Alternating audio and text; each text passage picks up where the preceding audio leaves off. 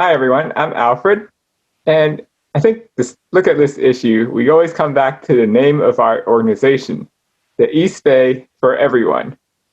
And that means for people who are currently here, as well as for people who want to be here. And that really goes back to how our organization began. Traditionally, there's been a lot of organizations working on tenant protections and making sure people can stay, but we realized that access to opportunity is also important. And that's where the supply of housing comes in. And that's one of the things that East Bay for Everyone has been working on, making sure that we have enough homes for everybody to solve what is the largest issue in the Bay Area, the housing shortage. And Greg can talk a bit about some of the specific things that we've been working on. Thanks, Alfred. Hi, I'm Greg. And to add on to what Alfred was saying, East Bay for Everyone was founded by 6 people in a cafe.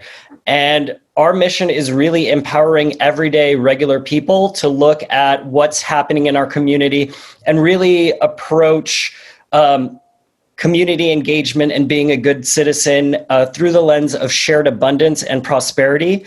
As Alfred said, we're looking to welcome new neighbors, get in touch with our local neighbors, and really build a sense of community. And a lot of what makes communities great comes back down to housing. And related to that, housing policy is transportation policy, is climate policy. So we're looking really at how we can build great communities where everyone is able to thrive. Right. And it's about so much more than just a specific issue. And that's one of the great things that this focus on housing does, is it gets people participating in local politics, where so many things are decided, whether it's housing, bike safety, policing, local budgeting. So much of it happens at the local level. And one of the things that our organization does is gets people to participate in their local government, whether it means showing up to public meetings, serving on commissions, or even running for office like myself and Greg have. Greg, do you want to talk about some of the things we're working on right now this year? Yeah, so to add to the importance of local government, that's just been part of our mission to empower people to know where decisions are made, where someone decides what becomes a bike lane, what becomes a parking spot, where crosswalks go. And I think our approach is really to allow anyone at any knowledge level to come in and be a member and feel exactly equal to someone who's been doing this work or who does urban work professionally. We want everyone to come in. It's a learning community.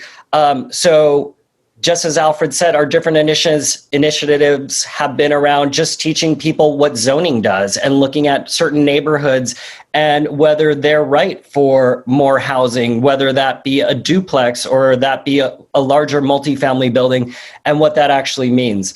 In addition to that, a lot of advocacy around transportation and looking at just how people live. And if you don't have a car because either you don't have the money or you don't have one for environmental reasons or ability reasons, how you can get around and what that neighborhood looks like.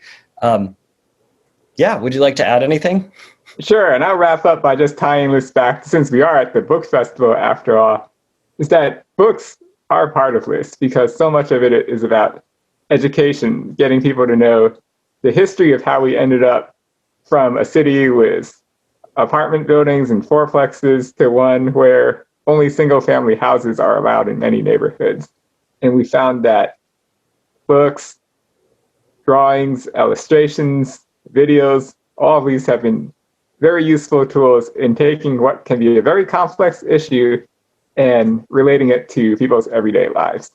So thank you for listening to us, and you can find us online at eastbayforeveryone.org. Thank you.